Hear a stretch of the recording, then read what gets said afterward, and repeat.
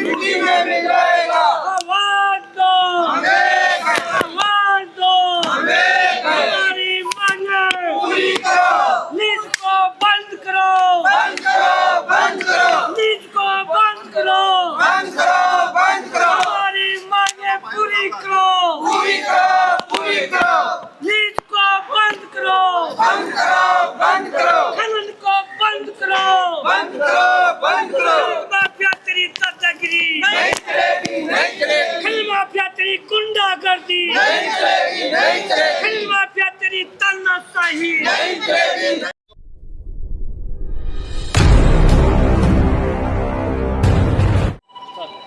खनन माफिया तेरी तानाशाही नहीं चलेगी, ये नारे गूंज रहे हैं जंतर मंतर पे। कौन लोग हैं ये? लोग हैं कह रहे हैं कि प्रकृति हमारी माँ है, अरावली को बचाओ। झुंझुनू से आए हैं और एक राजनीतिक पार्टी भी रखते हैं। राजनीतिक पार्टी का नाम है बहुजन क्रांति पार्टी। लेकिन मोटी बात ये क्या कह रहे हैं? मोटी बात ये कह रहे हैं कि प्रकृति बचेगी तभी देश बचेगा, और प्रकृति बचने के लिए दिल्ली को बचाना है। मैं तो कह रहा हूँ दिल्ली एनसीआर को बचाना है तो अरावली को बचाना बहुत महत्वपूर्ण है, क्योंकि मैंने पहले भी एक वीडियो बनाई थी जिसमें बताया था कि कितनी जरूरी है अरावली। फेफड़े हैं एनसीआर के अरावली। अगर किसी का दम घोटना है, किसी शहर का दम घोटना है तो दिल्ली जैसे शहर का तो अरावली को खत्म कर दो। और अरावली तो खत्म हो ही रही है। सुप्रीम कोर्ट का पिछले दिनों एक ऑर्डर आया जिसमें परिभाषा दी गई कि 100 मीटर तक के पहाड़ या चोटियां या कह लिए टीले वो इस रेंज में नहीं आएंगे। जब ऐसी परिभाषा दी गई तो जो काम इल्लीगल हो रहा था, अनैतिक तरीके से हो रहा था, उसको कागजी जामा पहनाने की कोशिश हो गई।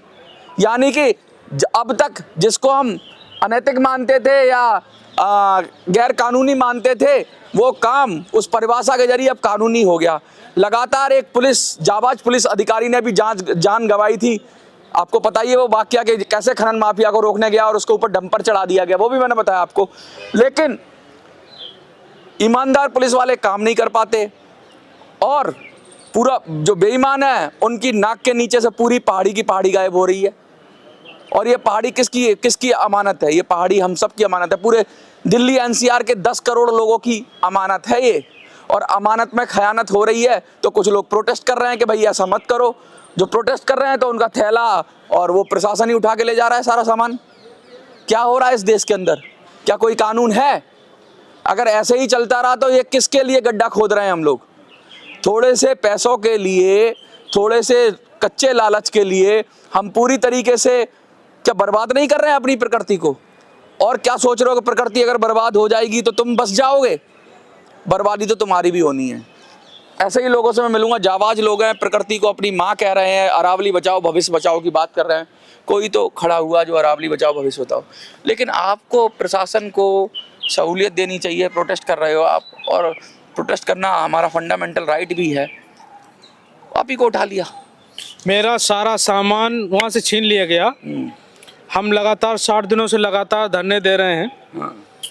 और झुंझुनू जिला के गुड़ागौड़ जी तहसील क्षेत्र में, जहाँ पे ये अरावली पहाड़ है, उस क्षेत्र ग्राम हुकुमपुरा में हम लोग धरना दे रहे थे शांतिपूर्ण।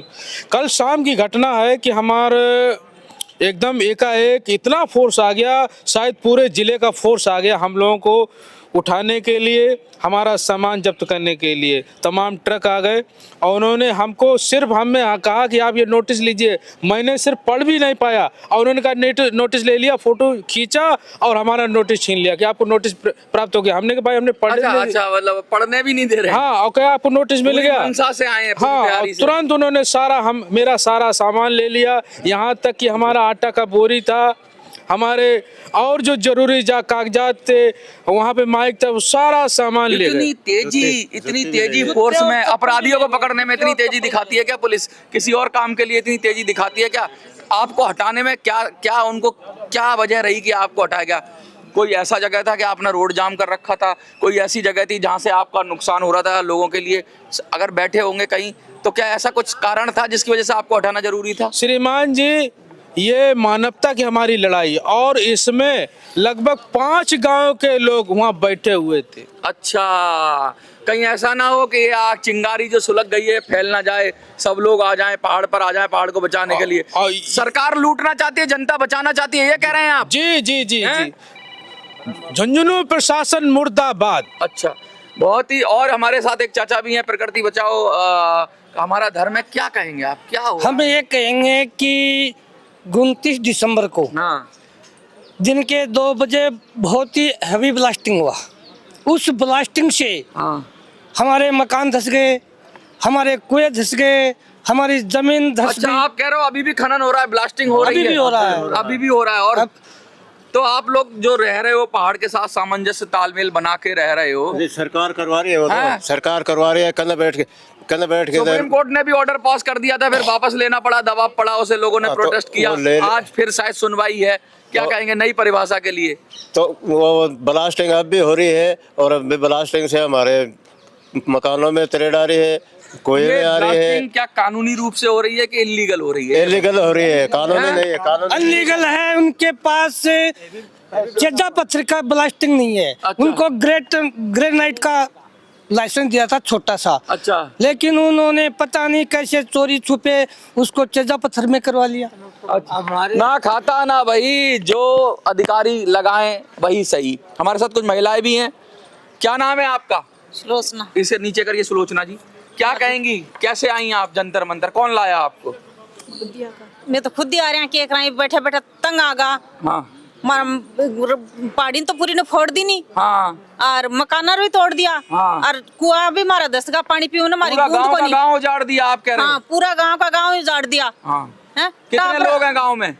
गणे हैं लोग तो। अच्छा, हजारों की संख्या में लोग हाँ, संख्या में हैं। टाबरन पर नहीं पढ़न दी, क्या सोन दिल्ली, की मन नहीं। क्या दिल्ली में बैठी सरकारें सो रही हैं? कोई मानवता नहीं है?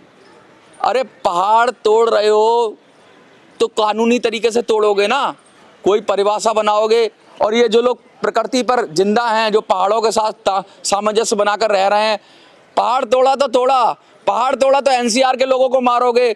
और पहाड़ तोड़ने का साइड इफेक्ट तुरंत ही हो रहा है कि इनके घर रोड जल रहे हैं, इनका कुआं सूख रहा है, इनके मकानों में दरार आ रही है। अब इनका घर जाएगा, दिल्ली वालों, आज इनका घर जा रहा है। महीने 2 महीने में, 4 महीने में, साल 2 साल में जब सरकारें इसी तरह से खनन होने देंगी ना, जब साफ हो जाएगा, तो जैसे हम 2 महीने में ऐसे सांस गला पकड़ के बैठते ना दिल्ली के अंदर नवंबर दिसंबर के महीने में कि किसानों ने पराली जला दी या किसी ने कुछ कर दिया, पॉल्यूशन हो गया।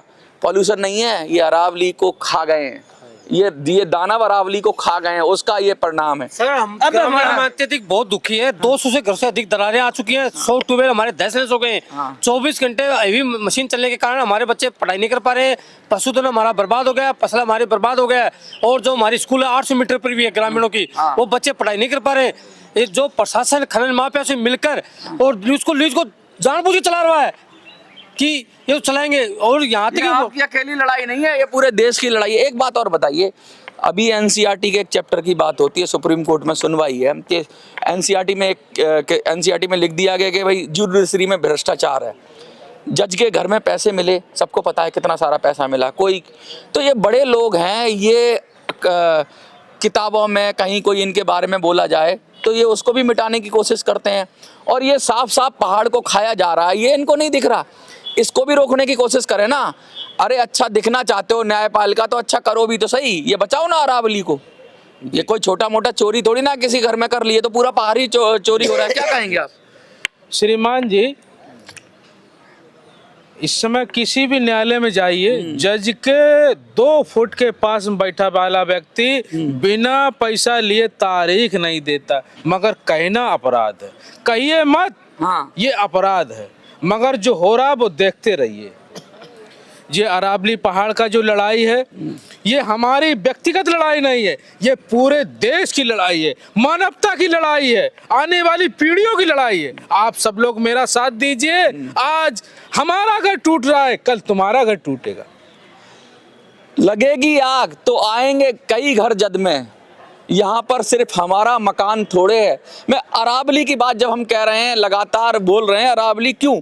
मैं दिल्ली में रहता हूँ, मुझे बहुत फर्क पड़ता है जब 1-2 महीने ऐसा लगता है दिल्ली छोड़ के चले जाएं। आज अरावली आपने खा ली, दिल्ली छोड़ के चले जाएंगे, कल को कहीं और जाएंगे, वो भी खा लोगे आप। ये जो प्राकृतिक चीजें हैं, ये सामूहिक संपत्ति है, किसी के बाप का माल नहीं है जो ब्लास्ट करे और पत्थर तोड़ के बेचे। अगर कोई अधिकारी खड़ा होता है, कोई पुलिस वाला खड़ा होता है इनके खिलाफ इलीगल, मैं इलीगल माइनिंग की बात कर रहा हूँ, या इलीगल जिस तरीके से पहाड़ को चोरी किया जा रहा है या खनन हो रहा है, कोई पुलिस वाला खड़ा हो उस पर डंपर चढ़ा देते हैं। क्या हुआ उसका? बेचारे को मार दिया था, डीसीपी था, डीएसपी था, उसको मार दिया। और किसने मार दिया? उन्हीं लोगों ने मार दिया। तो आवाज कौन उठाएगा जब इतने बड़े बड़े अधिकारियों को आप मार दे रहे हो? सुप्रीम कोर्ट को गलत डायरेक्शन दी जा रही है, बहुत सारे लोग मिलकर बता देते हैं कि अरे 100 मीटर की से ऊंचा जो नीचे होगा उसे पहाड़ी मत मानो, तो फिर तो सारे ही 90% आ जाएगा उसके अंदर में, अरावली रेंज का पूरा। वैसे ही वायुमंडल सबसे पुरानी पहाड़ है अरावली, आपको पता है कि शायद भारत की सबसे पुरानी पहाड़ी श्रृंखला में से एक है, करोड़ों साल पुरानी है। और उससे हवा से घिस के जिसको बोलते हैं इरोजन होता है, उससे तो पहले ही कट के छोटी हो गई है धीरे धीरे, लेकिन वो प्राकृतिक प्रक्रिया है। वो करोड़ों साल में ऊंची होगी पहाड़ी, कट के धीरे धीरे हवा की दबाव से कम हुई। लेकिन तुमने तो 100 साल भी नहीं लगाए भैया, जो करोड़ों साल में प्रक्रिया हुई उन 100 साल में पूरा पहाड़ी खा गए। ये मानव दानव हो गया है क्या? ये सब निगलने की कोशिश कर रहा है, और निगलेगा तो पेट में पचेगा तो है नहीं, बदहजमी हो जाएगी, बवासीर हो जाएगी। इसको क्या कहेंगे आप? देखिए, इस समय मानवता का अस्तित्व भी प्रश्न चिन्ह लग गया है और इसमें बहुत भयानक स्थिति है। हम लोग मजबूर हैं, यहाँ दिल्ली तक आए हैं, हमारे लगभग 200 घरों में दरारें आ चुकी हैं और 100 से ज़्यादा हमारे ट्यूबवेल ध्वस्त हो गए हैं। और उससे जो लगातार मशीनें बड़े पैमाने पे चल रही हैं, उससे इतना बड़ा धूल हो रहा है कि हमारा जनजीवन अस्त व्यस्त है, फसलें बर्बाद होने जा रही हैं। हमारा दिल रो रहा है आज। आपका दिल रो रहा है, आप तो आवाज उठा लेते हो, आप बोल लेते हो, मनुष्य को भाषा संप्रेषण के जरिए अपनी बात कह देता है। जो पशु पक्षी जीव जो पहाड़ में रहते होंगे, जो पहाड़ी उनका घर होगा, सांप कीड़े मकोड़े करोड़ों तरह के जीव होते होंगे, वो बेचारे कौन से सुप्रीम कोर्ट में जाएंगे? वो कहाँ गुहार लगाएंगे? उनकी FIR कहाँ लिखी जाएगी? उनका घर जो ये खा रहे हैं ये लोग, उनका क्या, उनके बारे में कौन कहेगा? क्या कहेंगे? ये हमारी लड़ाई, जैसे हमने पूर्व में ही कहा है कि ये हमारी मानवता की लड़ाई है। मानवता जिसमें सारे जीव आते हैं उस क्षेत्र के, और उस क्षेत्र का उसका प्रभाव तो उत्तर प्रदेश में भी आएगा, दिल्ली में भी आएगा, हरियाणा में भी आएगा। संसार की जितनी पर्वत श्रृंखला में उसमें प्रमुख रूप से अरावली पहाड़ आता है, सबसे पुरानों में से एक है। जी, हिमालय तो अभी बना है, अरावली तो बहुत पुरानी है। और कहते हैं ना कि अरावली की वजह से ये पूरा रीजन, ये दिल्ली कब की रेगिस्तान बन गई होती, ये दिल्ली कब की रेत का टीला बन गई होती। ये जो हरे बड़े पहाड़, जंतर मंतर और आसपास लुटियंस जोन में ये जामुन के पेड़, ये आम के पेड़ जो दिख रहे हैं ना, ये कब का रेत का टीला सहारा रेगिस्तान जैसा बन गया होता अगर अरावली ना होती। वो अरावली ही है जो रोकती है उसको बढ़ने से, रेगिस्तान को बढ़ने से। वो अरावली है जो प्रोटेक्शन देती है। वो अरावली है जो कई छोटी नदियों को पानी देती है, स्रोत है कई जल स्रोतों का। अरावली वो है जो पानी सोखकर जमीन का स्तर, पानी का स्तर बनाए रखती है, क्योंकि कच्ची भूमि रहती है, उधर पानी गिरता है, पानी सूखता है। अरावली वो है जो वन्य जीवन को संरक्षित करती है, और अरावली वो है जो हमारी आपकी ऑक्सीजन, फेफड़ों की ऑक्सीजन को, ऑक्सीजन लगातार अरावली के जरिए मिलती है। प्रकृति के साथ तालमेल बनाना चाहिए, प्रकृति के साथ सामंजस्य बनाना चाहिए, जैसे आदिवासी लोग मनाते हैं। तालमेल बनाओ, ना कि प्रकृति को खा जाओ, और प्रकृति को खाओगे तो तुम ही खा जाओगे, फिर क्या हो जाओगे? इस ग्रह को वीरान कर दोगे, फिर कहाँ जाओगे? अरे भाई, अभी नहीं जागे तो फिर AI का जमाना आ रहा है, कल को ऐसा हो कि सिर्फ मानव को फिर पिंजड़ों में डाल दिया, इसने बहुत पृथ्वी का नाश कर दिया। AI आएगा और AI कहेगा भैया मैं आ गया, अब तुम हटो, तो हम सबको पिंजड़ों में डाल दिया जाएगा, हमने बड़ा उत्पात मचा लिया है। तो अति ज़्यादा मत करो, क्योंकि दिन सबके पूरे होते हैं। अगर इंसान की लालच इतनी बढ़ जाएगी कि ग्रह को ही खाने लगे, तो फिर कोई और आएगा और फिर इंसान को सबक सिखाएगा। क्या लग रहा है आपको, क्या ऐसा ही होने वाला है? या तो ऊपर से कोई आएगा, एलियन आएगा, या AI आएगा। ये इंसान बहुत बदमाश हो गया, बदमाशी नहीं कर रहा है। देखिए, प्रकृति का संतुलन बिगड़ रहा है। जैसे आपने जो कहा है, AI तो हम नहीं बता सकते हैं, हाँ। लेकिन ये निश्चित है, जैसे वहाँ पहाड़ का जो काटा जा रहा है, हाँ। उससे 200 घर आ गए, तो हो सकता है एक दिन भूकंप आ जाए। जब भूकंप आएगा तो दिल्ली खतरे की जोन में है। हाँ, सिस्मिक जोन में तो आती है दिल्ली। बहुत सारी चीजें हैं, कहते हैं ना, उतना परेशान मत करो किसी भी चीज को कि वो पलट के आपको जवाब दे। प्रकृति को भी ज्यादा परेशान करोगे तो पलट के जवाब देंगे। यमुना आप खा गए, यमुना पूरी तरह से खा गए, गंदा नाला बना दिया आपने। अरावली खाने के कगार पे हो, कहीं ऐसा ना हो कि आप ही का नाम निशान मिट जाए। और आप जज हो, आप अधिकारी हो, आप सरकार हो, ये आम जनता की जिम्मेवारी नहीं है, ये सरकारों की जिम्मेवारी है कि वो करें। वही लाइसेंस देती हैं, वही कानून बनाती हैं, वही सुरक्षा देती हैं, और वही संप्रभु कहलाती हैं। वो कहती है हम संप्रभु हैं, जमीन हमारी है। अरे तुम्हारी जमीन है तो रक्षा क्यों नहीं करते हो? क्या सब चोर बैठे हुए हैं?